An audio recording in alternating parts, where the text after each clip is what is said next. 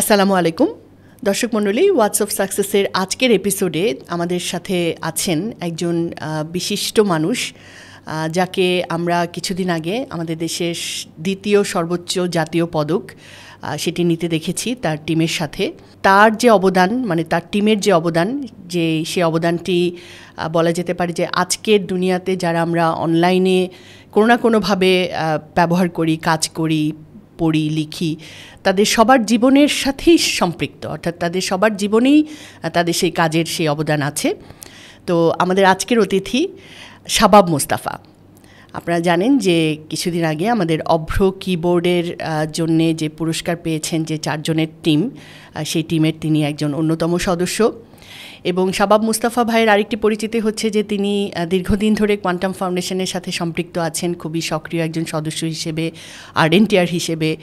এবং সেই হিসেবে তিনি কোয়ান্টামের যে প্রযুক্তি যে নিয়ে কাজ করছে যে টিমগুলো, তাদের সাথেও আসলে তিনি খুব নিবিড়ভাবে সবসময় তার সহযোগিতা এবং অবদান দিয়ে ধন্য রেখেছেন। আর এছাড়া শাবাব ভাই আরও বেশ কিছু কাজের সাথে সম্পৃক্ত। পেশায় তিনি একজন ওয়েব ডেভেলপার হলেও স্বেচ্ছাসেবার মধ্য দিয়ে তিনি বাংলাদেশের প্রযুক্তি ক্ষেত্রে অনেকগুলো ক্ষেত্রেই তিনি পায়োনিয়ারের ভূমিকা পালন করছেন। তো সে ব্যাপারে একটি সংক্ষিপ্ত পরিচিতি আমরা জেনে আসবো এখন। শাবাব মুস্তাফা ঢাকার Dhanmondi government boys high school থেকে মাধ্যমিক এবং ঢাকা সিটি কলেজ থেকে উচ্চ মাধ্যমিক সম্পন্ন করার পর বাংলাদেশ উন্মুক্ত বিশ্ববিদ্যালয় থেকে ব্যবসায় শিক্ষায় স্নাতক সম্পন্ন করেন। হিসাববিজ্ঞানী শিক্ষক হিসেবে কর্মজীবন শুরু করলেও পরবর্তীতে তিনি তথ্য প্রযুক্তি সেক্টরে কাজ করতে শুরু করেন। বর্তমানে শাবাব মুস্তাফা একজন সফল ওয়েব ডেভেলপার। তিনি উইকিমিডিয়া বাংলাদেশের প্রতিষ্ঠাতা সদস্য এবং বর্তমানে সভাপতি হিসেবে দায়িত্ব পালন করছেন। পাশাপাশি বাংলাদেশ লিনাক্স ইউজার অ্যালায়েন্সের একজন সদস্য। ইন্টারনেটে সহজভাবে বাংলা লেখার জন্য নির্মিত জনপ্রিয় সফটওয়্যার অভ্র কিবোর্ডের সাপোর্ট ফোরামের মডারেটর হিসেবে দায়িত্ব পালন করেছেন। এছাড়া তিনি প্রভাত ও মুনির অপটিমা কিবোর্ডের সংযোজনেও গুরুত্বপূর্ণ ভূমিকা রাখেন। আমাদের প্রযুক্তি ফোরাম নামক বাংলা ভাষায় প্রযুক্তি বিষয়ক অনলাইন ফোরামের একজন প্রতিষ্ঠাতা মডারেটর তিনি। এছাড়াও তিনি open source computer operating system Ubuntu বাংলাদেশের কান্ট্রি কন্ট্যাক্ট হিসেবেও দায়িত্ব পালন করেছেন। সেই সাথে আমরা অত্যন্ত আনন্দিত যে শাবাব মুস্তাফা কোয়ান্টাম পরিবারের একজন নিবেদিত প্রাণ সদস্য। আজ আমরা শুনব তার কথা।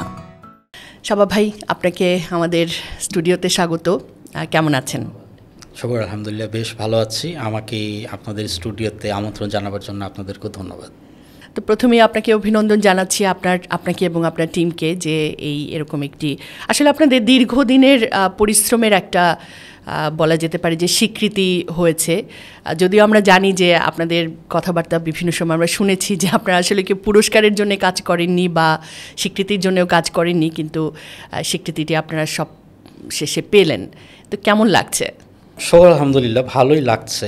আসলে পদক বা এই বিষয়ের চাইতে আমাদের জন্য সবচেয়ে বড় যে প্রাপ্তি ছিল সেটা হচ্ছে মানুষের ভালোবাসা। পদক পাওয়ার আগেও মানুষ যে অভ্রকে ভালোবেসেছেন এবং আমাদেরকে যে ভালোবাসা দিয়েছেন, আসলে কোনো পদক দিয়ে আসলে এই ভালোবাসা আসলে মাপা যায় না। তারপরও বাংলাদেশ সরকার যেহেতু আমাদেরকে সম্মান স্বীকৃতি জানাবার সিদ্ধান্ত নিয়েছে, এই জন্য তাদেরকেও ধন্যবাদ। তবে আমাদের হিরো হচ্ছে অভ্রর ব্যবহারকারীরা। তারা এরকম সাপোর্ট আমাদেরকে না করলে বা এত ভালোবাসা না দিলে হয়তো অভ্র আজকে এই পর্যন্ত আসতো না। সবাই একটু যদি ধারণা দেন যে আসলে আপনারা এই কাজটা কিভাবে শুরু হলো বা আপনি কিভাবে এটার সঙ্গে সম্পৃক্ত হলেন, কারণ আমরা ব্যবহার করছি অনেকেই, কিন্তু এটার পেছনের ইতিহাসটা অনেকেই আমরা জানি না। অভ্র কিবোর্ড নিয়ে কাজ করা বা ইউনিকোড নিয়ে কাজ করা কেন জরুরি হয়ে পড়েছিল সেটা বুঝতে হলে একটু পেছনের দিকে যেতে হবে ইতিহাসে। ভাষার কথা যদি আমরা বলি, তো পৃথিবীতে এখন পর্যন্ত নন ভাষা বলা হয় 7100-র মতো ভাষা আছে এবং এই ভাষাগুলোর সবগুলোর আবার লিপিও নেই। তো ভাষা তো প্রধানত 2 রকমের মাধ্যমেই আমরা আসলে একজন আরেকজনের সাথে কমিউনিকেট করি। একটা হচ্ছে কথ্য আর একটা হচ্ছে লেখ্য। তো লিখিত যে ভাষার যে রূপ যে থাকে, সে সবগুলো ভাষার জন্য লিখিত রূপ না থাকলেও এই লিখিত রূপ কিন্তু অনেকগুলো, এবং যতগুলো ভাষা আছে তাতে মোটামুটি এখন 170-এর মতো স্ক্রিপ্ট পৃথিবীতে আছে।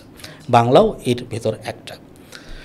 এই যে লেখ্য ভাষা, প্রথমে হাতে লেখা, তারপর ছাপাখানাতে আসলো, তারপরে এরকম করে করে একসময় ডিজিটাল মাধ্যমে যখন এসছে, তখন ভাষার এই ডিজিটালাইজ করতে গিয়ে একটু চ্যালেঞ্জের মুখে পড়তে হয়েছিল। কীরকম চ্যালেঞ্জ? এই চ্যালেঞ্জটা আসলে ঠিক ভাষার জন্য হয়নি, এটা আসলে প্রযুক্তিক চ্যালেঞ্জই ছিল ওই সময়।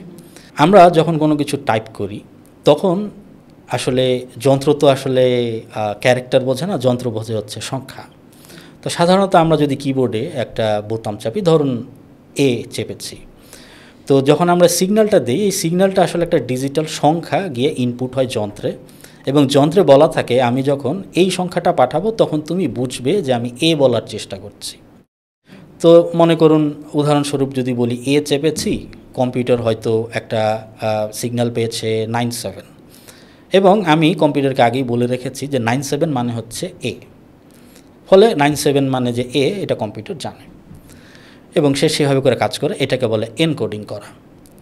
তো এখন এই যে এনকোডিংয়ের যে বিষয়টা, সেটা হচ্ছে যখন কম্পিউটারের প্রযুক্তি যখন নিয়ে কাজ করছিল বিভিন্ন প্রতিষ্ঠান, তখন এই এনকোডিংগুলো তারা এক একজন সেই প্রতিষ্ঠানের নিজের মতো করে করছিল। যে হয়তো 97 বললে কোনো এক প্রতিষ্ঠানে এ বোঝাচ্ছে, কোনো এক প্রতিষ্ঠানে হয়তো সি বোঝাচ্ছে। তো ফলে এই যে একটা সিস্টেম থেকে আরেকটা সিস্টেমে তথ্য আদান প্রদান করতে গেলে একটা একটা কী বলে একটা হজবরল অবস্থা তৈরি হয়েছিল। এটাকে একটা মানে আনবার জন্য তখন একটা স্ট্যান্ডার্ড তৈরি করা হয়, যেটা খুব পপুলার হয় পরে, সেটার নাম হচ্ছে অ্যাসকি। অ্যাসকির পুরো মিনিং হচ্ছে American standard code for information interchange. এটা 7 বিটের একটি সিস্টেম ছিল, যাতে 128 ক্যারেক্টার ধরতো। পরবর্তীতে এটা 8 বিটে হয় এবং পরবর্তীতে এটা আরও কিছু পরিমার্জন করে এনসি নামে আসে, আমেরিকান ন্যাশনাল স্ট্যান্ডার্ড ইনস্টিটিউটের অধীনে। আজকি আনসি যাকে বলে। তো আনসির যেটা ছিল তখন সেটা 8 বিটে আসে, এবং 8 বিটে আসার সময় সেটা ধরতে পারতো হচ্ছে 256 ক্যারেক্টার পর্যন্ত। তো 256 ক্যারেক্টারের মধ্যে তখন তারা যে সিগন্যালগুলোর আসলে ওই এনকোডিংয়ের ভেতরে কোড পয়েন্ট তৈরি করেছিল, তার ভেতরে ছিল ইংরেজির এখন আমরা যে অ্যালফাবেটগুলো ধরি সেগুলো, তারপরে বিরাম চিহ্ন, কিছু স্পেশাল চিহ্ন, এবং ল্যাটিনের কিছু ল্যাটিন সিরিলিক কিছু ক্যারেক্টার।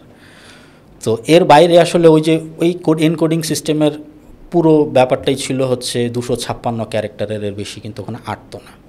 তো এখন কথা হচ্ছে যে এটা যখন এই সিস্টেমে যখন কম্পিউটারগুলো চলে, তখন অন্য ভাষাগুলো কিন্তু আসলে একটু চাপে পড়ে।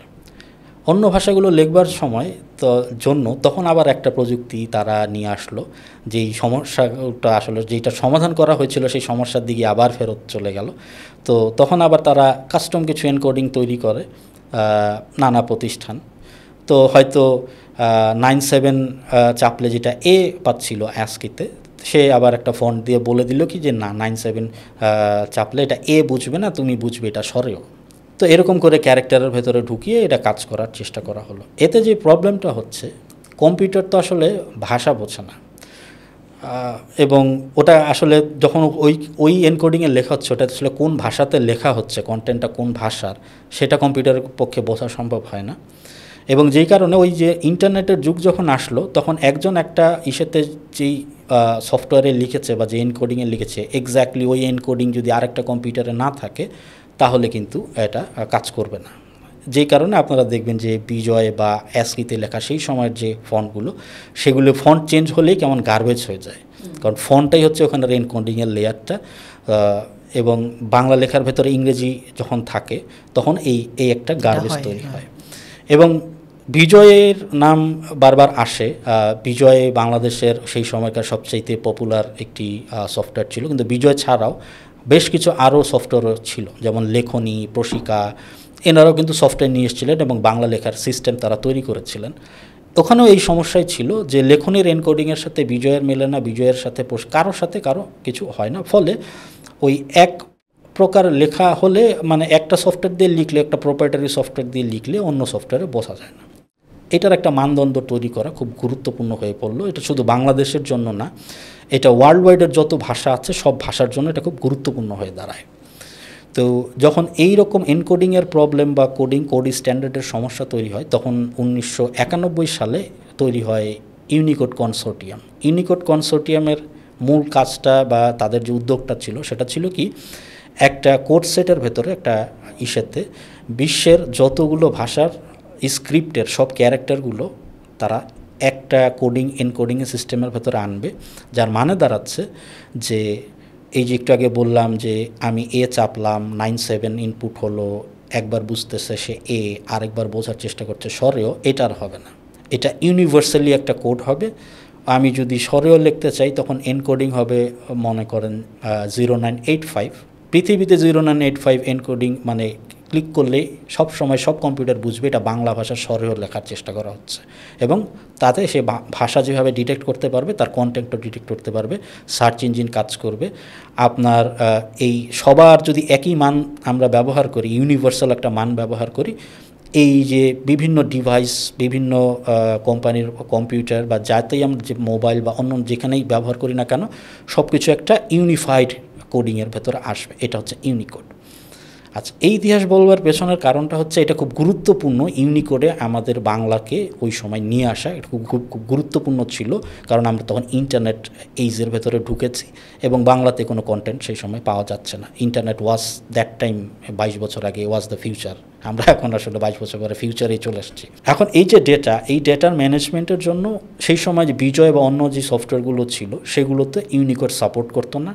কিছু কিছু ক্ষেত্রে তারা কিছুটা হয়তো তাদের কোনো একটা ব্যবসায়িক স্বার্থ বা কিছুর কারণে তারা ইউনিকোডের শুরুর দিকে বিরোধিতাও করেছেন কিছুদিন, পরবর্তীতে আবার তারাও মেনে নিয়েছেন যে ইউনিকোডই ঠিক। তো সেই সময় যেটা হচ্ছে, তখন বাংলাতে অনেকেই এই ইউনিকোডে কীভাবে টাইপ মানে সিস্টেম তৈরি করা যায়, বিশেষ করে রাইটিং কিবোর্ড নিয়ে, এটা শুধুমাত্র অভ্র না, এরকম আরও অনেকেই কিন্তু কাজ করছিলেন। প্রবাদ নিয়ে কাজ হয়েছে, এরকম বেশ কিছু সফটওয়্যার নিয়ে কাজ হয়েছে, এবং অন্য ছোট ছোট অনেক দলই কাজ করেছে। অভ্র কীভাবে এই রেসে এগিয়ে গেল বা মানুষের বেশি ভালোবাসা পেল বা জনপ্রিয়তা বেশি পেল, এর পেছনে বড় কারণটা ছিল এর ফোনেটিক। এই যে আমি বলছিলাম যে এই যে এনকোডিংয়ের সমস্যা বা ফিক্স লেআউটে একটা টাইপ করতে গেলে আমাকে বাংলা আগে শিখতে হচ্ছে, এই যে সমস্যা, এই সমস্যার জন্য মানুষ কিন্তু ওই যে একটা ইংরেজি লেআউট শিখতে হয়, আবার একটা বাংলা লেআউট শিখতে হয়, বাংলা লেআউট শেখার পরও আবার আমি একটা ইসেতে লিখলাম, ওর কাছে ফন্ট আছে কি নাই। এই সমস্যা যখন হচ্ছে, মানুষ একটা সমাধান তৈরি করে নিয়েছে সহজ, সেটা হচ্ছে রোমান হরফ দিয়ে লিখি বাংলাটা, ইংরেজিতে লিখব AMAR, তাহলে আমার কম্পিউটারও কাজ করবে, ওর কম্পিউটারও কাজ করবে, আমি বা ওর ডিভাইসেও কাজ করবে, এটা আমি শিওর। বা SMS পাঠালেও এটা মানে কম্প্যাটিবিলিটি থাকবে, এটা আমরা শিওর। তো ফলে তারা কি করলো, বাংলিশে লেখা শুরু করলো স্ক্রিপ্ট, মানে বাংলার যে স্ক্রিপ্ট আছে বাংলার স্ক্রিপ্টে না লিখে তারা ইংরেজিতে লেখা শুরু করলো। অনেকেই অনেক জায়গাতে এই জিনিসটা সলভ করার চেষ্টা করেছেন। কেউ কেউ বলেছেন যে একটু মানে ফিক্স লেআউটের ভেতরে আর একটু সহজ লেআউট করা যায় কি না কাছাকাছি। তো মেহেদী হাসান খানের মাথায় আসলো যে ওনারা তো এইভাবে করে লিখছেনই, তাহলে আমরা একটা কাজ করি যে ওনারা হয়তো এরকম করে লিখতে অভ্যস্ত, এটা তাদের জন্য সুবিধা হচ্ছে, তো আমরা ইউজারের সুবিধা যদি আমরা দেখি তাহলে আমি এরকম করে লিখব, নতুন একটা লেআউটও শিখতে হবে না, আর এইভাবে লেখার সাথে আমরা আগের থেকেই কোনো না কোনোভাবে যাই হোক এই বদ অভ্যাসের সাথে আমরা অভ্যস্ত হয়ে গেছি। তো এখন তাহলে আপনার ফোনেটিক একটা এমন কিছু বানাই যেখানে হচ্ছে সেই ইংরেজিতে টাইপ করলে বাংলা হয়ে যাবে। আসলে ঠিক বদভ্যাসও বলবো না, মানে it's a matter of easiness. It's a matter of easiness, এটা যেমন ঠিক। আমি বদভ্যাস এই কারণে বলছি যে এই বদভ্যাসটা আসলে উপায় না হয়ে বদভ্যাস, কারণ বাংলার যদি একটা লিপি থাকে সেটা বাদ দিয়ে আমি যদি আজকে দেবনাগরীতে কিংবা চাইনিজ লিপিতে বাংলা লেখার চেষ্টা করি, সেটা ভালো, একটা নোভেল হিসাবে ভালো, কিন্তু এটা মেইন স্ট্রিমে ঢুকে যাওয়াটা ভালো না। তাহলে আমাদের যে সংস্কৃতি ছিল, আমাদের যে ছিল, সেটা হারিয়ে যেত এক সময়। তখন দেখা যেত যে আমরা ওটা দিয়েই হচ্ছে, এটা আর কি দরকার বলে হয়তো আমরা এটাকে একটি সেক্রেট লিপি হিসেবে রেখে দিতাম। এটা একটা প্রাচীন লিপি, এটা আধুনিক না, আধুনিক ইংরেজি লিপিতেই বাংলা লিখতে হবে, হয়তো এরকম চিন্তা ছিল, আসলেও আসতে পারতো। তা আমরা চাচ্ছিলাম যে যেহেতু আমাদের লিপি আছে, এটা আমাদের পরিচয় বহন করে এবং আমরা একটা ভাষা পাগল জাতি, তা আমাদের ভাষাতে আমরা কেন লিখতে পারবো না। তো এখান থেকে আসলে এই অভ্র কিবোর্ডের যাত্রা শুরু, এবং এই ফোনেটিকটার কারণেই দেখা গেল যে অভ্র আসলে এত জনপ্রিয় হয়ে ওঠে এবং সবাই খুব ভালোবাসতে শুরু করে। তো মূলত আসলে এটার পিছনের ইতিহাসটা ছিল এটাই, আমরা ইউনিকোডে ঢুকবার একটা খুব সহজ গেটওয়ে বানাবার চেষ্টা করছিলাম। আপনি তো মেহেদী হাসান খানের কথা বলছেন, কিন্তু মানে আপনি কিভাবে এই টিমটার সাথে সম্পৃক্ত হলেন? আমি আসলে ব্যাপারটা যেটা হয়েছে, আমি প্রথমে ছিলাম অভ্রের ইউজার। তো এই যে ইউনিকোডের যে সমস্যা বা ইন্টারনেটে যে ব্যবহার করা যাচ্ছে না, এটা আমাকে খুব পীড়া দিত। এবং এখানে আমার একটা ট্রিগার পয়েন্টও ছিল। সেই সময় তো আসলে এরকম এত সোশ্যাল মিডিয়া ছিল না, সেই সময় ছিল হচ্ছে ইয়াহু চ্যাট, তারপর নানা রকমের মেইলিং গ্রুপ। সেখানে আসলে এটা একটা সোশ্যাল মিডিয়ার মতো। 2004 এটা 2004-05 এরকম সময়ের কথা বলছি। তখন ইন্টারনেটের স্পিড বাংলাদেশে একেবারেই কম, এবং তখনকার সময় এগুলো চলত। সেইখানে একবার আমার কাছে একটা ফাইল আমার হাতে এসে পৌঁছলো। একজন বলছেন যে আমি একটা সম্ভবত উনি একটা গল্প বা এরকম একটা কিছু লিখেছেন, উপন্যাস এরকম একটা কিছু লিখেছেন। উনি এটা একটা মাইক্রোসফট ওয়ার্ডের ডক ফাইলে করে করে লোকের সাথে শেয়ার করছেন, আপনারা একটু পড়ুন, আমি একটা লিখেছি। আচ্ছা, এই ফাইলটা আমার হাতে আসার পর আমি খুলে অবাক হয়ে গেলাম। তিনি প্রায় 50 পাতার একটা গল্প লিখেছেন, সেটা বাংলাতে কিন্তু রোমান হরফে লেখা। আচ্ছা, এটা ছিল আমার জন্য একটা ট্রিগার পয়েন্ট, যে আমার ভাষাতে আছে লিপি, সেইখান থেকে বাদ দিয়ে মানে আমরা যেটাকে বাংলিশ বলি, যে বাংলিশ বলি, সেই বাংলিশে উনি 50 পাতার একটা গল্প লিখেছেন। তো এটা আমার কাছে কখন ভালো লাগেনি, যে এটা লাগেনি, কিন্তু সলিউশনও তো নাই। তা কারণ ওই যেই প্রবলেমের কথা বললাম, এনকোডিংয়ের প্রবলেম বা ফন্টের প্রবলেম, তখন থেকেই আমার মাথায় এটা মানে হচ্ছে যে আমার মানে আমি একটু ডিস্টার্বডই ফিল করেছি ওই সময়, যে এটা কেমন, খুব অ্যানোয়েন্স যাকে বলে আর কি। তো যাই হোক, পরবর্তীতে ইউনিকোড খুঁজলাম, ইউনিকোডে বাংলায় কীভাবে লেখা যায়, এই সব খুঁজতে খুঁজতে আমি এক সময় খবর পেলাম, যে মানে খুঁজতেই পেলাম যে এরকম অভ্র কিবোর্ড নামের একটা কিবোর্ড আছে, সেই কিবোর্ডটাই লেখা খুব সহজ, এটা ইউনিকোড লেখা যাচ্ছে। তো আমি ওটা ওয়েবসাইটে গেলাম, গিয়ে এটা ডাউনলোড করে ব্যবহার করা শুরু করলাম। প্রথম আমার কাছে খুব ভালো লাগলো। তারপর আমি পড়লাম একটা সমস্যায়। এই সমস্যার সমাধান খুঁজতে গেলাম হচ্ছে ওনাদের একটা ফোরাম ছিল সেই সময়, সেই ফোরামে। তো সমস্যা গিয়ে যখন বলবার পরে ওনারা অ্যান্সার দিল যে হ্যাঁ, আমি তো সমাধান পেয়ে খুব খুশি। তো ওখানে থাকতে থাকতে দেখা গেল কি, অন্য লোকের যে সমস্যা এসে বলে, এই সমস্যা আমি জানি যে আমি ফেস করেছি, আমি গিয়ে অন্য লোকের সমস্যার সমাধান দেওয়া শুরু করলাম একটা সময়। এই করতে এইটা কি কয়েক মাস করবার পরে মেহেদি ভাই বলল যে ভাই, আপনি আমাদের টিমে জয়েন করেন, আপনি এই আমাদের যে ছিল মানে একটা প্ল্যাটফর্ম, এটা একটা প্ল্যাটফর্ম ছিল, একটা ফোরাম ছিল, এটাকে বুলেটিন বোর্ড বলে ওই সেই সময় ইসেতে। তো বুলেটিন বোর্ডে ছিল ওইরকম টপিক করে এক একটা থ্রেড থাকতো, এবং থ্রেডের আন্ডারে আমরা ওইখানে ডিসকাশন হতো আর কি। তো লোকে এসে তাদের সমস্যার কথাগুলো ওখানে বলতো অনলাইনে, আমরা এইটার সমাধান খুঁজে দিতাম। এবং সে সাথে সাথে আমরা ওখানে আবার কিছু বাংলা লেখালেখিও চর্চা করতাম আর কি। তো এই যে করতাম, এই করতে ওই যে বলে না যে বাজাতে বায়েন, আমার অবস্থা হচ্ছে ওইরকম। আমি বাজাতে বায়েন, এবং মানুষের প্রবলেম সলভ করতে এবং নেক্সট ফিচার কি আসবে সেগুলোর নিয়ে কাজ করতে আমি এক সময় দেখা গেল যে ওমিক্রন ল্যাবের দলের সাথে খুব অ্যাক্টিভ হয়ে পড়লাম। এবং ওই সময়ে অন্যান্য আরও আমার সাথে অনেক অ্যাক্টিভ লোকেরাও ছিলেন, যারা পরবর্তীতে হয়তো আর অ্যাক্টিভ নেই, যেমন ওমর ওসমান ভাই ছিলেন, তারপরে নিপন হক ছিলেন, সুমাইয়া আপু ছিলেন, এরকম বেশ কিছু লোক, মানে ওপেন যেভাবে ওপেন প্ল্যাটফর্মে যেরকম হয়। আপনারা ওমিক্রন ল্যাব বলছেন, আমি যখন প্রথম শুনি ল্যাবের এরকম একটা নাম, তখনই আমার মাথায় মানে ক্লিক করেছিল যে নামটা এরকম কেন। তো আমি একটা রিসেন্ট আপনার সাক্ষাৎকারে দেখলাম যে আপনি বলেছেন, মানে তখন আমার কাছে যেই কারণে নামটি পরিচিত মনে হয়েছিল, আপনি সেই একই রিলেশনের কথা বলেছেন।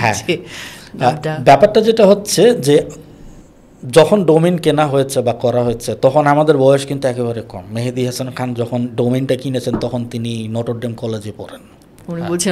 প্রবাসী মামার সহযোগিতা, প্রবাসী মামার ব্যাপারটা যেটা হচ্ছে, এটা খুব মজার ব্যাপার। সেটা হচ্ছে উনি আবার একটু ছবি তুলতে ভালোবাসেন। তো মামার বিয়ের ছবি তুলে দিবেন উনি, ওনার এর এগেনস্টে মামা কী করবেন, মামা কী লাগবে, আমাকে একটা ডোমেইন কিনে দাও। তো ডোমেইন কী কিনবা, তখন নাম খুঁজতে ওই সময় মানে বৈজ্ঞানিক কল্প কাহিনীর খুব, আমরা তো সেই সময় কিশোর বয়সে খুব পড়ি, তখন যে ওমিক্রনিক রূপান্তর বই, সেখান থেকে ওমিক্রন নাম তার খুব পছন্দ হলো। এটার সাথে তিনি একটা ল্যাব জুড়ে দিয়ে এটার নাম হলো ওমিক্রন ল্যাব। এর পেছনে আসলে খুব মানে ওয়েল থট কোনো প্রসেস নাই, এটা যেমন কিশোর বয়সে বা তরুণ বয়সে যা হয় খেয়াল হয়, এরকম করে। নামটা কিন্তু খুব ক্যাচি ছিল। হ্যাঁ, তো ওটা ছিল ওমিক্রন ল্যাব। আর অভ্র নামের আবার একটা ইন্টারেস্টিং আছে। তো অনেকে মনে করেন যে ওমিক্রন যে ধাতুটা, এটার বুঝি বাংলা অভ্র হয়, এই কারণে বুঝি এটার নাম অভ্র। এটার কারণ এটা না, অভ্র হচ্ছে আকাশের আর একটা সিনোনিম। সো অভ্র নামটা এসছে আসলে আকাশ থেকে, যে আকাশের মতো মুক্ত একটা জায়গাতে এরকম একটা মুক্ত প্ল্যাটফর্মের একটা মুক্ত ইয়ে হবে। তো সেখান থেকে আসলে অভ্র নামটা এসছে এবং লোকজন এটা পছন্দ করেছে। না ওই যে তারপরে বলছিলেন যে আচ্ছা ওই যে মামার বিয়ের ছবি তোলার গিফট ছিল হচ্ছে ওই ডোমেইনটা। তো আমরা তো জানি যে এরপরে যখন আস্তে আস্তে মানুষের মাঝে প্রচারিত এবং পরিচিত এবং জনপ্রিয় হতে শুরু করলো, এরপরে একটা কিছু সিস্টেম্যাটিক প্রতিবন্ধকতার সম্মুখীন হতে হলো এই টিমটাকে, এবং তারপরে পরবর্তী কিছু সেটেলমেন্টও হলো। তো এটাকে যদি একটু সংক্ষেপে আপনি। ওই সময় লোকজন বিজয় নিয়ে অনেক উৎসাহী ছিল এবং বিজয় ছিল। তো স্বাভাবিকভাবে যখন লোকজন অভ্র পছন্দ করা শুরু করলো এবং অভ্রের সাথে ওই সময় একটা লেআউট আসতো যেটা বিজয়ের যে ফিক্স লেআউটটা সেটার খুব কাছাকাছি, সেটার নাম ছিল ইউনি বিজয়। তো যাই হোক, বিজয়ের আপত্তি করলো যে মোস্তফা জব্বার সাহেব বললেন যে এখানে কপিরাইট ইনফ্রিজমেন্ট হচ্ছে, প্যাটেন্ট ইনফ্রিজমেন্ট হচ্ছে, কারণ উনি তার উনি প্যাটেন্ট করেছেন। তো পরবর্তীতে উনি লিগ্যাল অ্যাকশন নিয়েছেন। আমরা কিছুদিন কিছু যেরকম হয় আর কি, মামলার জন্য একটু কোর্ট কাছারি দৌড়াতে তারপর আমরা যেটা বুঝেছি যে আমাদের বয়সও কম, তখন আমরা ছাত্র, এরকম করে আসলে মামলা লড়া আমাদের পক্ষে সম্ভব না। এবং উনি বলছেন যে ঠিক আছে, তোমরা যদি এটি সরিয়ে নাও তাহলে আমি মামলা তুলে নিব। তখন আমরা যেটা করেছি, আমরা এই লেআউটটা সরিয়ে নিয়েছি। তো আসলে ইউনিবিজয় দিয়ে নিশ্চয়ই অভ্রে তো অনেকেই ছিলেন যারা ইউনিবিজয় দিয়ে লেখেন, কিন্তু অভ্রের আসলে ফোনেটিকের ইউজারই বেশি আসলে সবচেয়ে বড় এখনও ফোনেটিকের ইউজার বেশ বড়, যে কারণে অভ্রের মতোই আছে। একটা লেআউট হয়তো কম আসে, কিন্তু অভ্র লোকজন ব্যবহার করছে। জি, আপনি তো বলছিলেন যে আসলে এই কাজটার সঙ্গে যখন সম্পৃক্ত হন তখন সবাই ছাত্র, এবং আসলে আপনাদের মধ্যে কাজের আনন্দটাই বেশি কাজ করেছে, সেই আনন্দেই কাজ করেছেন। আপনার কি মনে হয় যে মানে এটাই আসলে মানে নর্মাল, ন্যাচারাল, বা এখনকার তরুণদের জন্য যদি কিছু আপনি বলতে চান মানে আপনাদের এই ফিট থেকে, তাহলে কি? দেখুন, এখনকার তরুণরাও কিন্তু অনেক রকমের কাজ করে। হ্যাঁ, কেউ গান গায়, কেউ হয়তো একটু ছবি আঁকার চেষ্টা করে, কেউ একটু কবিতা আবৃত্তি করে, কেউ অভিনয় করে। আমরা এরকম বয়সে এই কাজটাই একটা সফটওয়্যার বানিয়েছি, কারণ আমরা এরকম একটা মানে শখের প্রোগ্রামার বলি বা শখের আইটি এনথুসিস্ট বলি বা যাই বলি না কেন, আমরা শখ থেকেই কাজটা করেছি। এবং আমাদের সেই সময় যা তরুণদের ভেতরে আমাদের যেটা ছিল সবচেয়ে মানে আমাদের যে কারণে এই টিমটা খুব জেলাপ করেছিল, সেটা হচ্ছে আমাদের 4 জনের ভেতরেই বা আরও যারা ছিল তাদের ভেতরেও একটা কমন গুণ ছিল। আমরা একটা সমস্যা দেখলে সমস্যার সমাধান চিন্তা করতাম। আচ্ছা, এখানে একটা সমস্যা, এটা কী সমাধান হতে পারে? এই ওয়ান্ডারিংটা আমাদের সবার ক্যারেক্টারের ভেতরে ছিল। সো ফলে যখনই আমরা একটা সমস্যা দেখে যাচ্ছি, এটা দিয়ে কীভাবে সমাধান করা যায়? একটা ফন্ট নাই, সিয়াম হয়তো চিন্তা করছে যে ফন্ট নাই, আচ্ছা ফন্টটা কীভাবে একটা বানানো যায়, দেখি তো এই সমস্যাটা এইভাবে গিয়ে সমাধান করা যায় কি না। বা ওই যে লোকের লিখতে সমস্যা হচ্ছে, মেহেদি ভাই চিন্তা করেছে এটা করা যায় কি না। ম্যাকের জন্য হয়তো নাই, রিফাত ভাই চিন্তা করছেন যে ম্যাকের জন্য একটা বানানো যায় কি না। বা রিফাত ভাইয়েরও কতগুলো টুল ছিল, যেমন একটা টুল ছিল সেই সময়, সেটার নাম আবার আমি দিয়েছিলাম, সেটার নাম ছিল পরশমণি। তার কাজ ছিল যে একটা নন স্ট্যান্ডার্ড কোডিংয়ে তখন প্রথম আলোর ওয়েবসাইট ছিল, সেটাতে ইউনিকোডে কিছু দেখা যেত না। তো এটা একটা ফায়ারফক্সের ব্রাউজার অ্যাডন ছিল, যেটা ইনস্টল করা থাকলে প্রথম আলোর ওয়েবসাইটে গেলে সে অন দ্য ফ্লাই টেক্সটগুলোকে নন স্ট্যান্ডার্ড কোডিং থেকে ইউনিকোডে এনে দেখাবে। এরকম ছোট ছোট জিনিস কিন্তু আমরা সময় বানাচ্ছিলাম এবং লোকজনের বানাচ্ছিলাম। মানে মূলত এটা যে অনেক লোক ব্যবহার করবে বিষয়টা সেরকমও ছিল না। বিষয়টা হচ্ছে আমাদের একটা সমস্যা দেখছি, আমরা এটা এক ধরনের সমাধান করার চেষ্টা করছি। তো যেমন হয় না যে আমরা একটা খেলনা যখন মানে বাচ্চারা বানানোর পরে খেলনা দেখে উত্তেজিত থাকে, আরেকজনকে দেখায়, দেখো আমি কি সুন্দর জিনিস বানিয়েছি।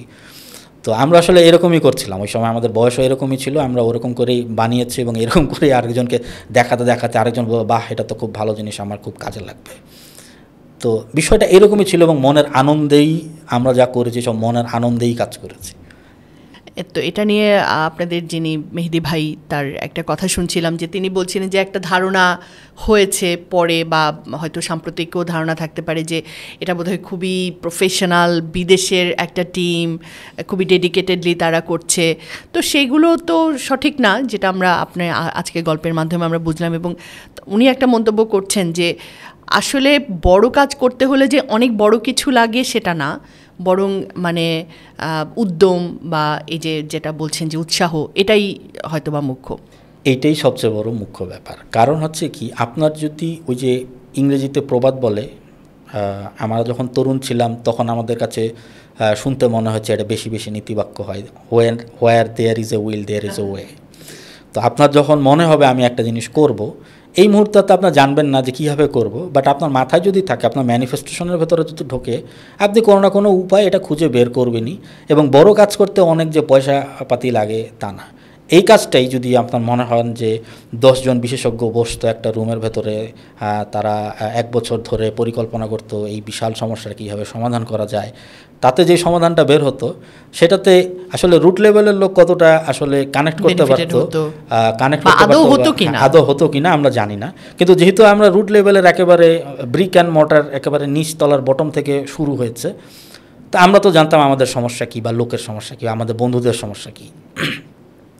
তা আমরা ওরকম একটা সমাধান চিন্তা করেছি। আমরা অত বড় হাই থটেও চিন্তা করি নাই, যে কারণে আসলে এই সমাধানটা খুব হয়তো বা মানুষের পছন্দ হয়েছে, জুৎসই হয়েছে আর কি আমাদের জন্য। কিন্তু যখন বিষয়টা আসলে আর একটু সিরিয়াস হলো, মানে যখন আরও জনপ্রিয় হতে লাগলো, আরও মানুষ ব্যবহার করতে লাগলো, এবং যখন খুবই ইম্পর্টেন্টলি যখন আপনাদের আসলে অর্থযোগের সুযোগ আসলো, সেটাকেও আপনারা কেন, এবং এটা তো আসলে অনেক বড় একটা আকর্ষণ, এবং সেটাকে কেন আপনারা না বলতে পারলেন বা না বললেন?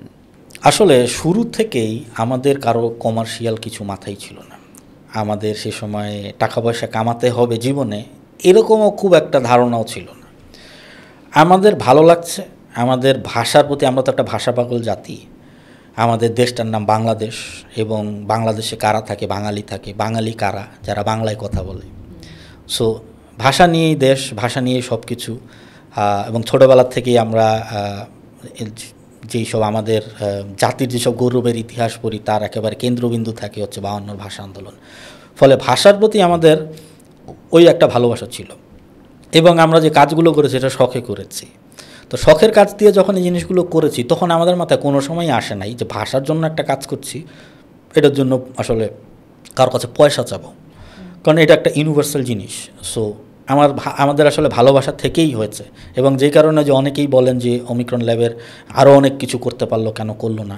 সব কিছু ওমিক্রন ল্যাবের করতে হবে এমন কোনো কথা নাই। আমরা যে একাই, ভাষা তো আমাদের একার না, ভালোবাসাও খালি আমাদের যে একারই আছে আর কারণ নাই তা তো না। তো এত বড় একটা জাতি, এত প্রায় 18 কোটি লোকের জাতি, সেখানে আরও অনেক লোক আছেন, তারাও আসবেন। আমরা আমাদের পার্ট করেছি, তারা তাদের পার্ট করবেন। এবং আমাদের চাইতো, আমরা আশা করি যে ওমিক্রন ল্যাবের যে অভ্র কিবোর্ডের চাইতো তারা হয়তো আরও লাক্সই, আরও সুন্দর, আরও রোবাস্ট কোনো সলিউশন নিয়ে আসবেন। এবং যদি কেউ আনেনও, আমরাই হব তার মানে টপ চিয়ার লিডার। মানে এটা আমরা মনে করি যে আমাদের জন্য এটা, মানে যখন কেউ ছিল না তখন আমরা যেই যাত্রা শুরু করেছি, তারা এই যাত্রাটা যদি এগিয়ে নিয়ে যান, তাহলে এর চাইতে আসলে ভালো আমাদের জন্য আনন্দ করার কিছুই হতে পারে না। চমৎকার। তো আসলে মানে অভ্র কিবোর্ড নিয়ে কাজটা এখন, এটাতে আরও অন্যদের মেধাও সংযুক্ত হতে পারে, বা এই রকম বা এর চেয়ে ভালো মানের কাজ নিয়ে অন্যরাও করতে পারে, মানে প্ল্যাটফর্মটা ওপেন আছে। নিশ্চয়ই। এবং আমরা সবসময় আমাদের আসলে মূল যে জায়গাটা ছিল, যে আমাদের যে ট্যাগলাইন, ভাষা হোক উন্মুক্ত। তো ভাষা হোক উন্মুক্তর যে ব্যাপারটা, সেটা হচ্ছে যে সেই সময়ের মানে আমরা চাচ্ছিলাম না যে এই মার্কেটে কোনো মনোপলি থাকুক, যে সর্বা একটা লোক, তার কাছেই সব কিছু আছে এবং উনি তখন যা বলবেন তাই হবে। বিষয় তো সেটা না, ভাষা যেমন একজনের না। ফলে ভাষার এই জিনিসটা, এটার যাতে প্ল্যাটফর্ম সবসময় উন্মুক্ত থাকে, নতুনরা আসে, নতুনভাবে কাজকর্ম করে এবং নতুন ইনোভেশন নিয়ে আসে। আমরা যেমন একটা কিবোর্ড নিয়ে কাজ করেছি 22 বছর আগে, তারা হয়তো এর চাইতে আরও ভালো বাংলা ভাষাকে এখনও অনেক পিছিয়ে আছে অনেক জায়গাতেই। সময়ের সাথে সাথে তারা এটাকে এগিয়ে নিয়ে যাবে। মানে আমরা যেই হয়তো মশাল জেলেছিলাম, তারা মশালটার সামনে এগিয়ে নিয়ে যাবে, এটাই আসলে আমাদের আশা। না, এটাই আসলে হওয়া উচিত। তো আমরা তো জানি সাবা ভাই, আপনি এই অভ্র কিবোর্ড ছাড়াও আমাদের প্রযুক্তি ফোরাম, তারপরে বাংলাদেশের যেটা উইকিমিডিয়া ফাউন্ডেশন, উইকিপিডিয়ার যে মানে বাংলাদেশ চ্যাপ্টার, এগুলোর সঙ্গেও আপনি সম্পৃক্ত, এবং আসলে এগুলো সবগুলোই আপনার স্বেচ্ছাসেবা। তো এটা কেন, বা এই যে বিভিন্ন উদ্যোগের সঙ্গে যে আপনি জড়াচ্ছেন নিজেকে, এটা কেন? আচ্ছা, এটার ইতিহাসটা বুঝতে হবে যে আমার পেছনের দিকের আমার স্বেচ্ছাসেবা শুরু হয়েছে 10 বছর বয়স থেকে। আমি যখন ক্লাস 4-এ পড়ি, 4-এ বা 5-এ, তখন আমি ধানমন্ডি গভর্নমেন্ট বয়েজ হাই স্কুলে যখন পড়ি, তখন আমার বাবা মার উৎসাহে আমি গিয়ে ভর্তি হলাম কাব স্কাউটে। আচ্ছা, কাব স্কাউট ইউনিট হচ্ছে প্রাইমারি পর্যন্ত কাব স্কাউট, হাই স্কুলে এটাকে আগে বলতো বয় স্কাউট, এখন বলে স্কাউট, এবং এরপরে কলেজে হচ্ছে রোবো স্কাউট। ওই ইয়ং বয়সে আর আমাদের যে স্কাউটের যে মোটো, সেই মোটোটা হচ্ছে যে সেবার জন্য সর্বদা প্রস্তুত থাকতে যথাসাধ্য চেষ্টা করা, এটা হচ্ছে মোটো। এবং এই মোটোটাকে ভেঙে কাব স্কাউটের মোটো হচ্ছে যথাসাধ্য চেষ্টা করা, আর বয় স্কাউটের ছিল সদা প্রস্তুত, আর রোভারদের হচ্ছে সেবা।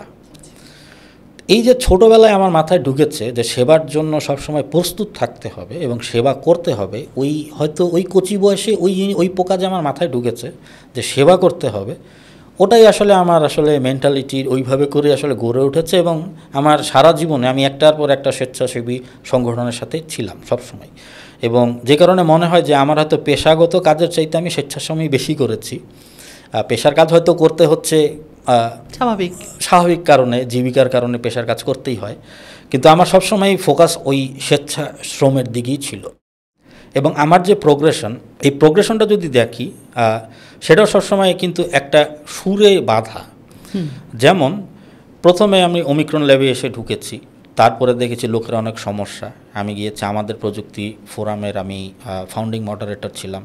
আমাদের প্রযুক্তি ফোরামটা কি করত? আমাদের প্রযুক্তি ফোরাম কি ছিল? আমাদের প্রযুক্তি ফোরাম ছিল বাংলা ভাষায় প্রযুক্তি চর্চা করবার একটা ফোরাম। সেখানে যেমন নতুন নতুন প্রযুক্তি কী আসছে সেখানের খোঁজখবর নিয়ে আমরা সেগুলো নিয়ে আলাপ করতাম, আবার লোকের যে সমস্যাগুলো হচ্ছে সেগুলো নিয়ে আলাপ করতাম। বাংলাদেশের মতো একটা দেশে বা ওয়ার্ল্ডেই ওপেন সোর্স যে ফিলোসফি, সেটা কেন গুরুত্বপূর্ণ, সেটা নিয়ে কেন কাজ করা উচিত, ক্লোজ সোর্সের যে সমস্যা কী, এগুলো নিয়ে আমরা আলাপ করতাম। আমাদের প্রযুক্তি ফোরামটা মূলত ছিল বাংলা ভাষায় প্রযুক্তি চর্চা করবার একটা ফোরাম। তো সেখানে এরকম নানা প্রযুক্তির বিষয় নিয়ে আলাপ আলোচনা ছিল বলছেন, মানে এটা এখন আর ফোরামটা অ্যাক্টিভ নাই, কারণ ফোরামটা যেটা হয়েছে যে লোকজনও কমে গিয়েছে, আর ফোরামের কালচারটাও আস্তে আস্তে মাঝখানে খুবই একেবারে জিরো হয়ে গিয়েছিল। লোকজন হয়তো ফেসবুক বা অন্যান্য প্ল্যাটফর্মগুলোই ব্যবহার করতে বেশি স্বচ্ছন্দ বোধ করে। তো যে কারণে আমাদের প্রযুক্তি ফোরাম একটা লেভেলের পরে আর সেভাবে করে কন্টিনিউ হয়নি, লোকজন কমে গিয়েছে, আর সেভাবে করে হয়নি।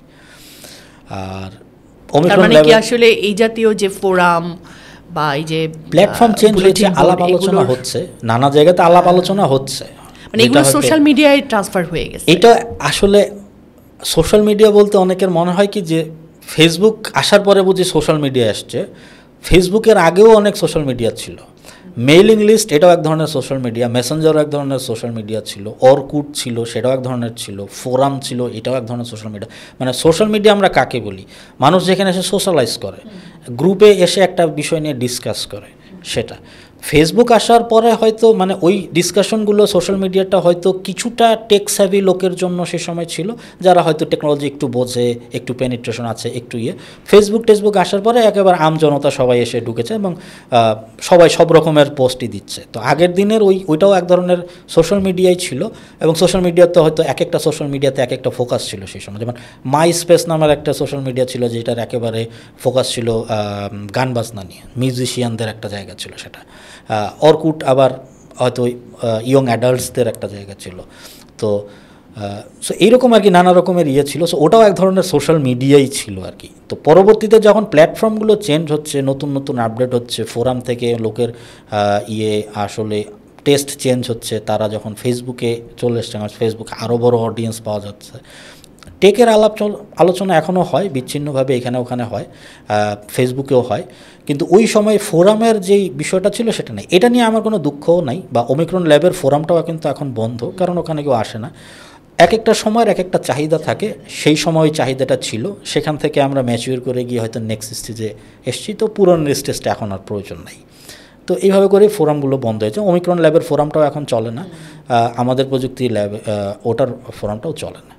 সেখান থেকে আমার ওপেন সোর্সে সেখানে লিনাক্স, উবুন্টু বাংলাদেশ এগুলো করতে করতে আমি এসে পড়লাম উইকিপিডিয়ানদের পাল্লায়। তো যেহেতু উইকিপিডিয়ানরা বাংলা উইকিপিডিয়ানরা বাংলায় লেখে, তাদের নানা রকমের সমস্যার সমাধান আমি ওমিক্রন ল্যাবের এবং আমাদের প্রযুক্তির সময় থেকে দিয়ে এসেছি, তাদের সাথে আমার একটা যোগাযোগ ছিল। তারা তাদের আড্ডায় আমাকে একদিন ডাকলো, তা আমি তাদের সাথে গেলাম এবং তাদের কথাবার্তা শুনেছি। ওদিন আমার আসলে একটা কি বলবো, উপলব্ধি হলো যে আমরা তো লোকজনকে বাংলা লিখতে শেখাচ্ছি, কিন্তু লোকজন আসলে লিখবেটা কি? একটা ভাষা আসলে জীবিত থাকে বা খুব প্রচলিত থাকে কিসের ভিত্তিতে? ওই ভাষায় যদি জ্ঞান বিজ্ঞানের চর্চা হয়। আমাদের ইংরেজরা চলে গেছে অনেক আগে, আমরা এখন ইংরেজি কেন শিখি? কারণ ইংরেজি ভাষায় যে পরিমাণ জ্ঞান উপলব্ধ আছে অন্য কোনো ভাষায় না, এটা একটা মান ভাষা হয়ে দাঁড়িয়েছে। ফলে বাংলাতেও যদি আমাদের কোনো চর্চা না থাকে, কন্টেন্ট না থাকে, মানুষ কি পড়বে? ওই একটা ব্লগ বা ওরকম একটা ওই সময় যা ছিল, লোকজনের কথাবার্তা তো খুব একটা ভালো ছিল না, এখনও নাই। তো ওই সব নন প্রোডাক্টিভ কথাবার্তা বলবার চাইতে প্রোডাক্টিভ কী হয়? তখন আমার উইকিপিডিয়া খুব পছন্দ হলো। এইখানে যদি আমরা কিছু লিখি, এইটার একটা বিজ্ঞানের একটা ভ্যালু আছে এবং এইটা কিন্তু অনেক ভ্যালু অ্যাড করে। এবং ওই সময় এটা কত সালের কথা? 2008-9 সালের কথা। আমি উইকিপিডিয়ানদের নিয়মিত গেলাম। পরে যখন উইকিমিডিয়া বাংলাদেশ চ্যাপ্টার তৈরি হয়, তখন ওনারাই আমাকে আমন্ত্রণ জানান যে আপনি আমাদের চ্যাপ্টারে এসে। এটা বোধহয় এশিয়ার সেকেন্ড চ্যাপ্টার ছিল, কিন্তু এখন বাংলাদেশের মানে সাউথ এশিয়ার একমাত্র চ্যাপ্টার। ইন্ডিয়ার চ্যাপ্টার একটা ছিল, সেই চ্যাপ্টারটা এখন আর নাই।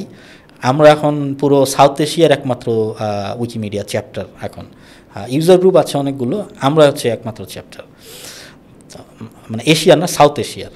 তো এখন যখন হয় তখন আমি বললাম যে আমি তো খুব হার্ডকোর উইকিপিডিয়ান না, আপনারা অনেক বেশি করেন, তো আমি এখানে কি করব?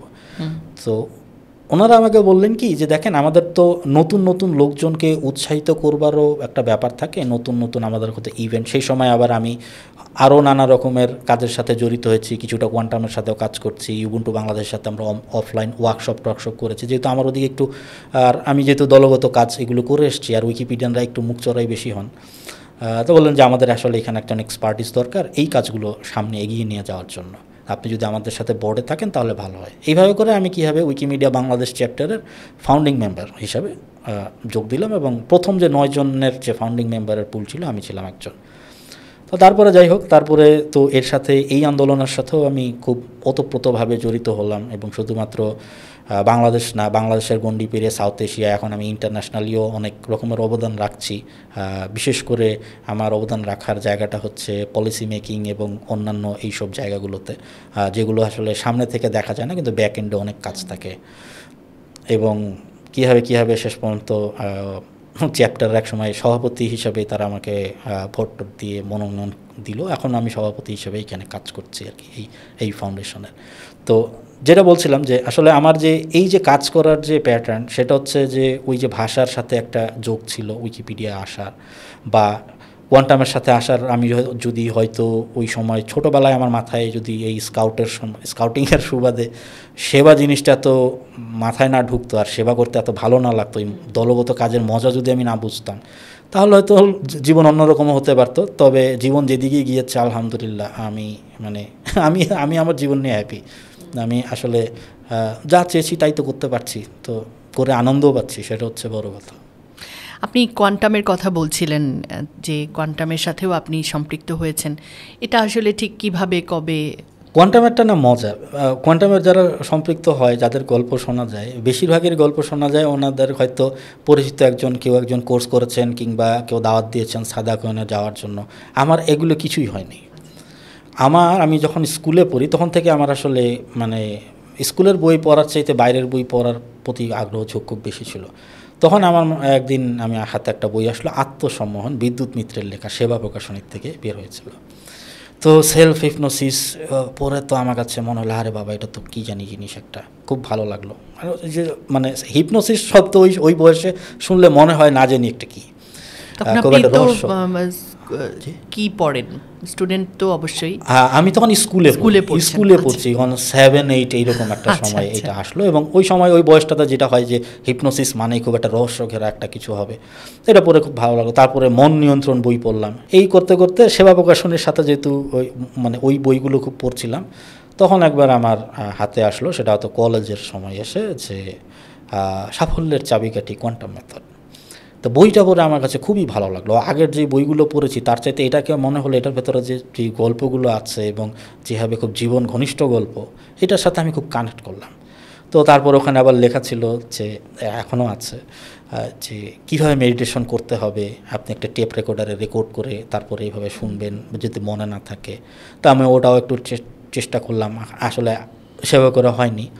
তো বইয়ের শেষে একটা ছিল, তখন একটা ওয়েবসাইটের ঠিকানা ছিল, এটা কোয়ান্টামের প্রথম ওয়েবসাইট quantfi.org,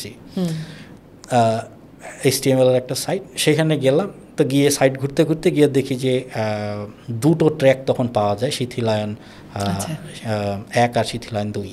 তো আমি শিথিলায়ন 1 নামিয়ে নিজে নিজে ট্রাই করলাম, এবং নিজে নিজে ট্রাই করে আমি খুবই ইমপ্রেস হলাম যে আমি এতদিন যে এত রকমের মেথড ট্রাই করছিলাম, একবার হিপনোসিস, একবার এটা ওটা, এইখানে আমি দেখলাম যে আমি খুব খুব দ্রুত খুব শিথিল হতে পারছি এবং খুব কার্যকর মনে হলো আমার কাছে। তো আমার কাছে মনে হলো বাহ, এই জিনিসটা তো তাহলে আরও ভালো করে একটু কীভাবে শেখা যায়। ওই বইয়ের পেছনেই তখন 2টো ঠিকানা দেওয়া থাকতো, একটা হচ্ছে শান্তিনগরের ঠিকানা, আর ছিল মিরপুর সেন্টারের ঠিকানা। আচ্ছা। তো আমি দেখো মিরপুর একটা সেন্টার আছে, আমি যাই। তো গেলাম মিরপুর সেন্টারে গিয়ে আমার সেখানে প্রথম, আমার এখনও মনে আছে, হেলাল ভাইয়ের সাথে আমার কথা হয়েছিল, মিরপুর সেন্টারের অর্গানিয়ার ফাউন্ডেশনে অনেক বছর ধরে আছেন। তখন হেলাল ভাইও নতুন, তখনও বোধহয় অর্গানিয়ার উনি হননি। তো ওনার সাথে কথা বললাম, ওনার সাথে কথা বলে বুঝলাম আমার ভালো। আর ওই সময় যেটা হচ্ছে, ওই সময় আমি আবার ওই যে টিচিং অ্যাসিস্ট্যান্ট হিসাবে তখন আবার একটু শিক্ষকতাও করছি।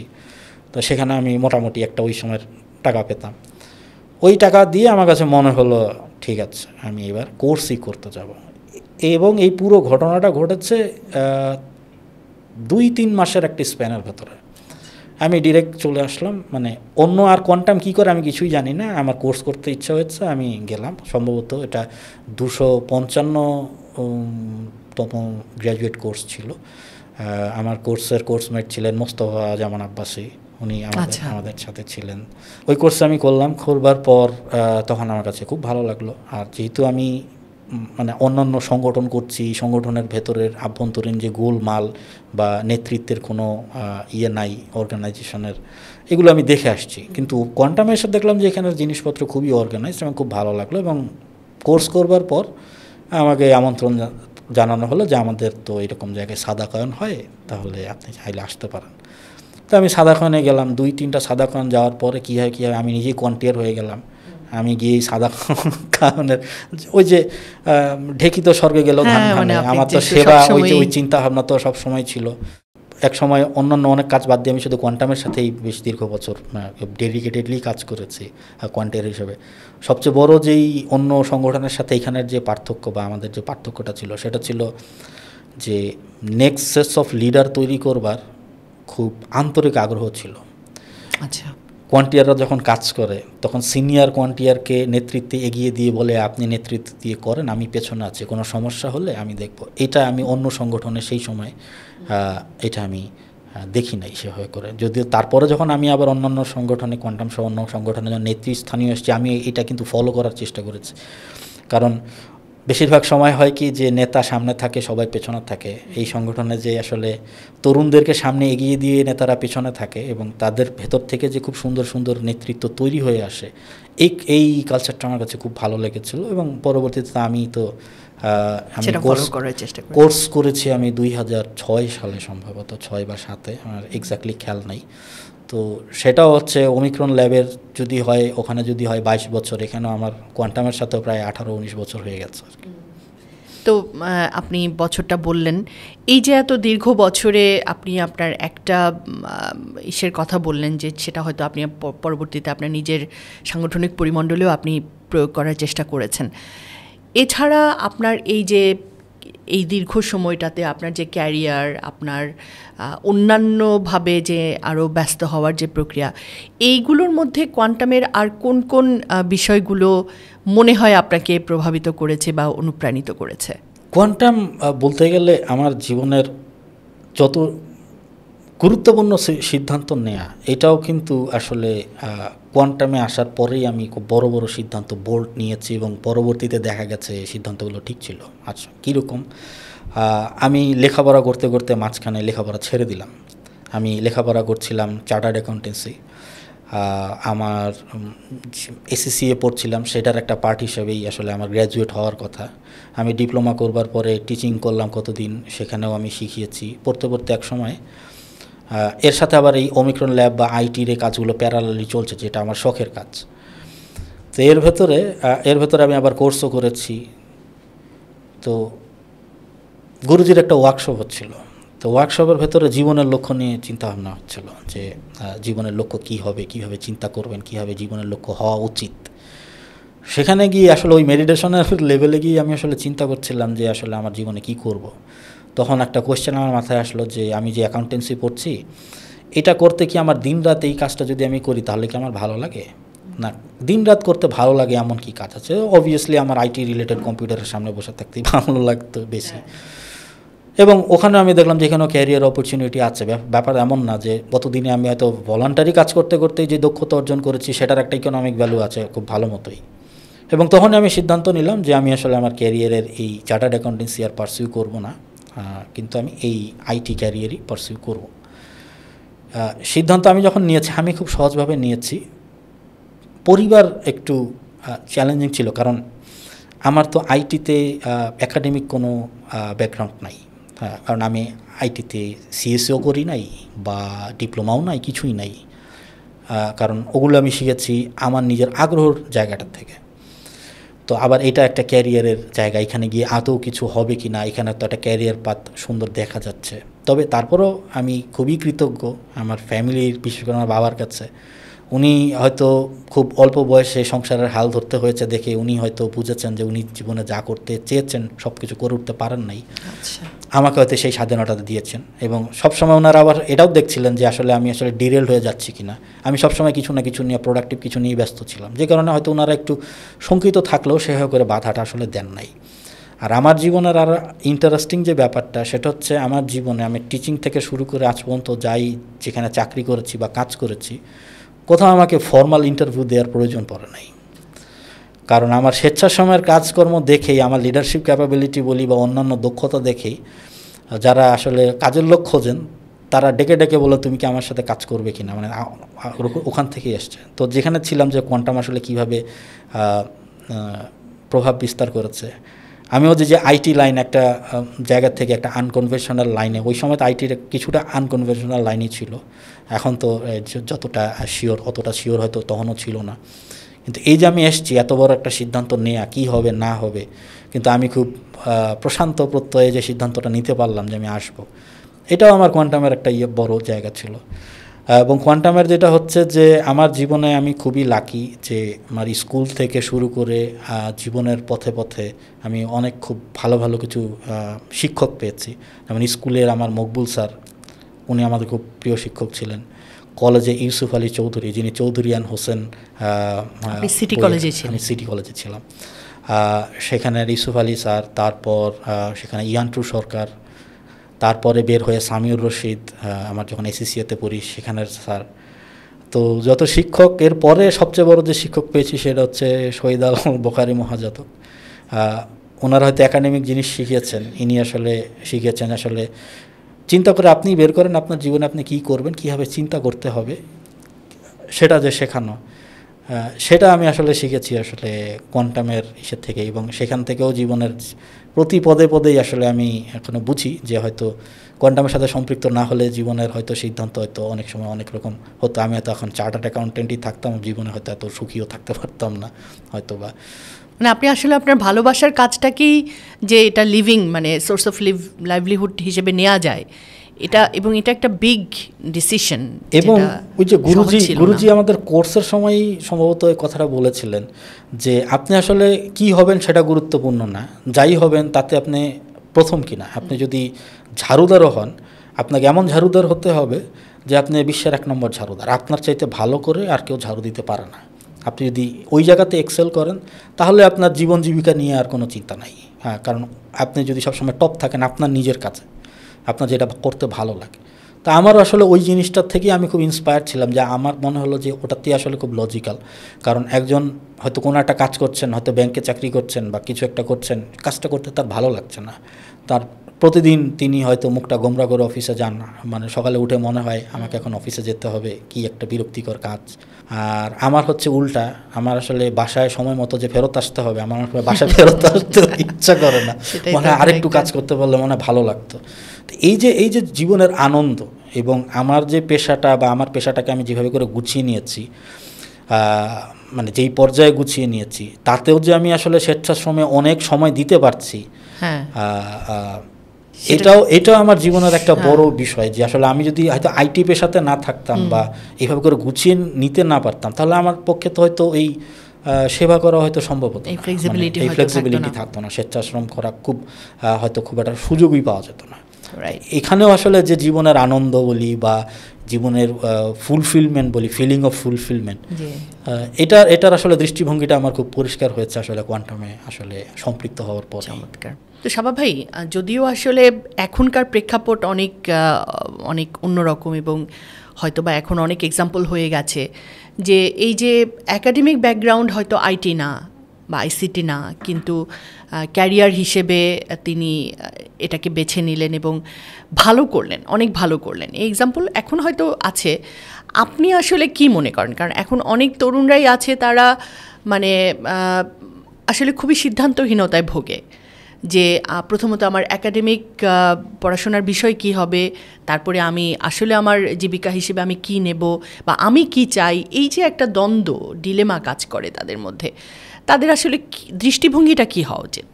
আসলে তাদের কি দৃষ্টিভঙ্গি হওয়া উচিত এটা তো আমি ঠিক বলতে পারবো না। আমার দৃষ্টিভঙ্গিটা কি সেটা আমি বলতে পারি। আমার দৃষ্টিভঙ্গি হচ্ছে, জীবনে সাকসেসফুল হতে হলে, মানে জীবনের আমি যেই জায়গাটাতে এখন দাঁড়িয়ে আছি, হতে পারে 10 বছর পরে হয়তো আমার দৃষ্টিভঙ্গি আবার অন্যরকম কিছু হতে পারে, কিন্তু আমি যে জায়গাটাতে দাঁড়িয়ে আছি সেখানে আমার কাছে মনে হচ্ছে জীবনে সফল হতে হলে 3টা জিনিস দরকার। একটা হচ্ছে সততা, দক্ষতা আর বিনয়। এই 3টা যদি থাকে কারো ভেতরে, তাহলে তিনি যে কাজই করেন না কেন, তাহলে সেটাতে তিনি সফল হবেন। আপনার ভেতরে যদি সততা থাকে, যে কাজটা করবেন আপনি যদি সৎভাবে করেন, মানে ফাঁকিবাজি এটা করতে হচ্ছে কোনো মতে করছি না করে ঠিকভাবে প্রপারলি করেন, মানে সেটাই আমি সততা বলতে সেটাই বোঝাচ্ছি, যে নিজের কাছে ক্লিয়ার থাকা যে আমি যা করছি আমি ভালোভাবে করছি, এটা যদি থাকে। আর যদি আপনার দক্ষতা থাকে, এবং দক্ষতার ভেতরেও খুব স্পেসিফিক যদি দুটো দক্ষতা থাকে, একটা হচ্ছে প্রবলেম সলভিং মাইন্ডসেট, আর একটা হচ্ছে অধ্যবসায়, লেগে থাকার ধৈর্য। এই দুটো যদি কারো ভেতরে থাকে, আপনি যে কোনো প্রফেশনে, যে কোনো সেক্টরে, যে কোনো জায়গাতে ফিট। ইকোনমি মানুষের চলে হচ্ছে, যদি ইকোনমিকের ফিলোসফিক্যাল ব্যাকগ্রাউন্ডে যাই, ইকোনমি চলে প্রবলেম সলভিংয়ের উপরে। একজনের একটা সমস্যা আছে, আরেকজন এসে সমাধান করে দিচ্ছেন, বললো তুমি আমার সমস্যা সমাধান করে দিচ্ছ, এই 9 টাকা। এবং এই বিশ্বাস যে পৃথিবীতে এমন কোনো সমস্যা নেই যার সমাধান নেই, এই বিশ্বাস করা সমস্যা। এখন আপনার যদি মনে হয় যে সমস্যা দেখলে মনে হয় সে কী সমস্যা, হ্যাঁ এখানে যাওয়া যাবে না, যেখানে সমস্যা সেখানেই সমাধান, সেখানেই পয়সা, কথা শেষ। আপনি যদি সমাধান দিতে না পারেন, হয় আপনি নতুন একটা প্রবলেমের নতুন সমাধান দেবেন, পুরনো একটা প্রবলেমের সমাধান দেবেন, কিংবা এক্সিস্টিং একটা সমাধান আছে তার চাইতে বেটার একটা সমাধান দেবেন। এছাড়া ইকোনমি চলে না, ইকোনমিকের বেসিসে এইটা। সো ফলে আপনার মধ্যে যদি প্রবলেম সলভ করতে হবে, একটা প্রবলেম দেখলে দূরে সরে না গিয়ে প্রবলেমের কাছে আরেকটু সামনে গিয়ে ভালো করে দেখা, এই স্পোর্টিং মাইন্ডসেট যদি থাকে, এই সৃজনশীল চিন্তা যদি থাকে, এবং আপনি ওই আজকে একটা প্রবলেম দেখেছেন, আমি এই প্রবলেমটা নিয়ে কাজ করব, কালকে সকালে উঠে আপনার আবার আরেকটা প্রবলেম মনে হচ্ছে, আপনি এটা বাদ দিয়ে ওটার পেছনে দৌড়াচ্ছেন, এইভাবে যদি করেন তাহলে হবে না, ওখানে আবার অধ্যবসায় লাগবে। প্রবলেম সেটিংয়ের যদি, এই প্রবলেম সলভিংয়ের দক্ষতা যদি থাকে, মাইন্ডসেটের দক্ষতা, এবং আপনার ভেতরে যদি অধ্যবসায় থাকে, আপনি যদি লেগে থাকার মেন্টালিটি থাকেন, আপনি সেটা যে কোনো পেশাতে যান, আপনার যেটা ভালো লাগে সেই পেশাতে যান, যে আপনি লেগে যদি থাকতে পারেন এবং করতে পারেন, আপনার হবে। কিন্তু স্বাভাবিক আমি আরেকটু কমপ্লিমেন্ট করতে চাই যে কাজটার কল্যাণকামিতার ব্যাপারটি তাহলে কোন পর্যায়ে থাকবে? আচ্ছা, কাজের কল্যাণকামিতার যে ব্যাপারটা, একটা হচ্ছে সাকসেস বলতে আসলে কি বোঝায়, আমি যেটা বলছি সেটা হচ্ছে ইকোনমিক সাকসেস, যেটা লোকের কাছে বোঝে। এরপরে আপনি যদি এটা স্পিরিচুয়াল অ্যাসপেক্ট আনতে চান, যে আমি একটা কাজ করব, পয়সাও কামাবো, আবার লোকের একটু ভালোও হবে, লোকের ভালো হলে আপনি ভালো থাকবেন, তখন আপনাকে সেক্টরিভাবে করে চিন্তা করতে হবে। আমি যে জিনিসটা বললাম যে সাকসেসের সূত্র, এই সাকসেসের সূত্রটা হচ্ছে ছুরির মতো। এটা সার্জনের হাতে থাকবে না ডাকাতের হাতে থাকবে, এটা আসলে দৃষ্টিভঙ্গি ডিপেন্ড করে ওই ব্যক্তির ওপর। আপনি চাইলে এটা ভালো কাজেও ব্যবহার করতে পারেন, আপনি এটা চাইলে খারাপ কাজেও ব্যবহার করতে পারেন। খারাপ কাজে ব্যবহার করলে খারাপ কনসিকোয়েন্স আপনাকে ভোগ করতে হবে, আপনি সাকসেসফুল হবেন কিন্তু আপনি সুখী হবেন না, আপনার ফিলিং অফ ফুলফিলমেন্ট আসবে না, আপনি সাময়িক আনন্দ পাবেন, শান্তি পাবেন না, এটা হবে না, এটা জগতের নিয়ম অনুযায়ী হবে না। কারণ মানুষের শান্তি আসে হচ্ছে আমার পাশের লোকটা শান্তিতে আছে, এই ফিলিং যতক্ষণ আপনার ভেতরে না থাকবে ততক্ষণ হবে না। সেটাই, কারণ আপনার 32 পাটি দাঁত আছে, 31 পাটি ভালো আছে আর একটা দাঁতে ব্যথা করছে, আপনি শান্তিতে থাকতে পারবেন না, আপনি স্বস্তিতে থাকতে পারবেন না। আপনি এটা বললে হবে না যে মাত্র তো একটা দাঁতে ব্যথা, বাকি 31 পাটি তো ভালোই আছে, ওখানে তো ব্যথা নাই, আমি সুস্থ আছি। আপনি সুস্থ নাই, আপনার একটা দাঁতে ব্যথা মানে একটা দাঁতের মানে ওটা নিয়েই আপনার খুব একটা পেইনের ভেতরে আপনি থাকবেন। ফলে আশেপাশের লোক নিয়ে যদি আপনি শান্তিতে না থাকেন, আপনি যদি মনে করেন আমি একা একা দরজা বন্ধ করে শান্তিতে থাকবো, আপনি দরজা বন্ধ করে শান্তিতে থাকতে পারবেন না। সেইং দ্যাট, ওই যে আমি যেটা বললাম যে সাফল্যের যে সূত্র, এটা দিয়ে আপনি খুব ভালো ডাকাতও হতে পারবেন, আবার খুব ভালো ডাক্তারও হতে পারবেন। আপনি কি হবেন এটা আপনার উপর ডিপেন্ড করে। আপনি যদি স্মার্ট মানুষ হন তাহলে আপনি ডাক্তারই হবেন, ডাকাত হবেন না। কারণ ডাকাত হলে আপনারও কল্যাণ নাই, মানুষেরও কল্যাণ নাই। ডাক্তার হলে আপনারও কল্যাণ আছে, মানুষেরও কল্যাণ আছে। তো মানে ইকুয়েশনটা আমার কাছে এই মুহূর্তে আমার কাছে মনে হচ্ছে এটাই। না আসলে সততা, দক্ষতার বিনয়, এই তিনটের সম্মিলন থাকলে তো মানে তার সাফল্য আটকানোর আর আসলে কিছু থাকে না। এটা খুব চমৎকার বলেছেন। তো আমরা আমাদের যদি বাংলাদেশের প্রেক্ষাপট চিন্তা করি বা বৈশ্বিক প্রেক্ষাপটে বাংলাদেশের অবস্থানকে চিন্তা করি, এই যে তথ্য প্রযুক্তি, তারপর যে এই যে ইন্টারনেট নির্ভর যে প্রযুক্তি, এই বিষয়গুলোতে বাংলাদেশের অবস্থানটাকে আরও যদি এগিয়ে নিতে হয়, এই ক্ষেত্রে আমরা বৈশ্বিক কম্পিটেন্স বা বৈশ্বিক কম্পিটেবিলিটির জায়গাটা চিন্তা করি, আমরা আসলে কতটা এগিয়ে আছি বা আমাদের প্রসপেক্টটা কীরকম? বিষয় হচ্ছে আপনার ব্যাপারটা হচ্ছে একই গাড়ি একটা স্মুথ রাস্তা যখন থাকে, একটা ভালো রাস্তায় থাকে, সে যত স্পিডে যত দ্রুত পৌঁছতে পারে, একটা ভাঙাচোরা রাস্তায় ওই একই গাড়ি অত দূর আগাতে পারে না, ওই স্পিডেও যেতে পারে না, অত দূর যেতেও পারে না। ফলে আপনি যদি ট্যালেন্ট ওয়াইজ যদি আমরা চিন্তা করি, ট্যালেন্ট ওয়াইজ একজন আমেরিকান কিংবা ইউরোপিয়ান একজন ডেভেলপারের চাইতে বাংলাদেশি ডেভেলপারদের যে মেধা কম আছে, এটা আমি একেবারেই মনে করি না। মেধা আমাদের ভালোই আছে, সম্ভাবনা আমাদের ভালোই আছে, কিন্তু তাদের তো রাস্তাটা তারা ভালো করে তৈরি করেছে, ইনফ্রাস্ট্রাকচারগুলো ভালো হয়েছে, তাদের সরকারি বলি বেসরকারি বলি বা পারিপার্শ্বিক যে ইনফ্রাস্ট্রাকচার, সেই কারণে সেখানে খুব দ্রুত এগোচ্ছে। আমাদের হয়তো ইনফ্রাস্ট্রাকচারগুলো ঠিকঠাক নাই, রাস্তাটা ভালো নাই, যে কারণে আমরা এখানে একটু স্ট্রাগল করছি। এবং বাংলাদেশি ডেভেলপাররাই যখন বিশ্বের নানা দেশে ডেভেলপার হিসেবে যাচ্ছেন, তারা কিন্তু সেখানে গিয়ে খুব ভালো করছেন এবং খুব সুনামও অর্জন তারা করছেন। এবং আরও একটা যেটা ব্যাপার, সেটা হচ্ছে বাংলাদেশে আসলে এই যে ভাঙা রাস্তা দেখে আমাদের এমন কিছু দক্ষতা তৈরি হয় যেটা বাংলাদেশের বাইরে না গেলে আমরা আসলে বুঝতে পারি না। যেমন আমরা যখনই কোনো একটা কিছু পরিকল্পনা করি যে আমি হয়তো একটা জায়গায় যাব, এই রাস্তায় যাব না ওই রাস্তায় যাব, যদি এখানে জ্যাম থাকে তাহলে আমি কি করব, যদি একটা কাজ করব, যদি কারেন্ট না থাকে আমার কি করতে হবে, আমাদের কিন্তু ব্যাকআপ প্ল্যান থাকে। এখানে না হলে ওটা, ওটা না হলে ওটা, ওটা না হলে ওটা, ABCD। এটা আমাদের একেবারে ইনহেরেন্টলি হয়। এটা যে আমরা খুব সচেতনভাবে করি বিষয়টা সেটা না, এক জায়গায় আটকালে আরেক জায়গায় খুঁজি। কিন্তু ওই যে যেখানে স্মুথ রাস্তা আছে, রাস্তা যদি ওখানে কোনো একদিন ভাঙা থাকে তাহলে দেখা যায় কি তাদের ওই জিনিসটা হয় না। ওখানে লোক বলে এখানে তো রাস্তা ভাঙা, এখন কি করবো, আমি তো বকডাউন করে ওখানে বসে থাকে। কিন্তু দেখা যায় যে বাঙালি না, এখান দিয়ে যাওয়া যাচ্ছে না, ওখান দিয়ে যাই, এই দিক দিয়ে হচ্ছে না, ওদিক দিয়ে করা যায় কিনা, এইভাবে করা যায় কিনা। এই মাইন্ডসেটটা একটা বিশাল বড় অ্যাডভান্টেজ। এবং আমি যেই সেক্টরে কাজ করি, আইটি সেক্টরে বা প্রবলেম সলভিং যেই সেক্টরগুলো আছে, এটা একেবারে এইটার দক্ষতার একেবারে কি বলবো, মানে গোল্ড মাইন ভ্যালু টাইপের একটা বিষয়, যেটা আমাদের আলাদা করে শিখতে হয় না, এটা আমরা ছোটোবেলায় পরিস্থিতির কারণে শিখি। তো সম্ভাবনা অনেক আছে, সুযোগটা একটু কম। সুযোগ কম বলছে অভ্যন্তরীণ ইনফ্রাস্ট্রাকচারের যে কথাটা বললাম সেইটার কারণে। যদি কেউ আসতে চায় এই দিকে নিশ্চয়ই আসতে পারে, তবে আসার আগে কয়েকটা জিনিস আসলে একটু মনে রাখতে হবে। মনে রাখার যে বিষয়টা সেটা হচ্ছে কি অমুকে একটা জায়গায় গিয়ে ভালো করেছে মানে ওখানে গিয়ে আমিও ভালো করবো এমন কোনো কথা নেই। কারণ হাতের 5 আঙ্গুল সমান হবে না, আর 5 আঙ্গুলের 5 রকমের ব্যবহার থাকবে, সব আঙ্গুলই আমাদের প্রয়োজন। আমার এখানে গেলে আমি আসলে টাকা পয়সা কামানোর জন্য এসেছি আইটিতে, হতে পারে আপনার একটা কিন্তু আপনি খুব একটা সবসময় যে এটা আপনার জন্য ভালো হবে তাও না। আপনি হয়তো লাইফে সুখী হবেন না, কিংবা অনেক সময় যেটা দেখা যায় আইটি সেক্টরে খুব বেশি আমি দেখি অনেকে ফ্রাস্ট্রেশনে ভোগেন। সিএসসি টিএসসি বুয়েট থেকে সিএসসি পাশ করারাও ফ্রাস্ট্রেশনে ভোগে অনেক সময়, যে তার এটা ভালো লাগছে না, তার হয়তো ছবি আঁকতে ভালো লাগতো, কিংবা তার অন্যরকম একটা লাইফ তার ভালো লাগতো।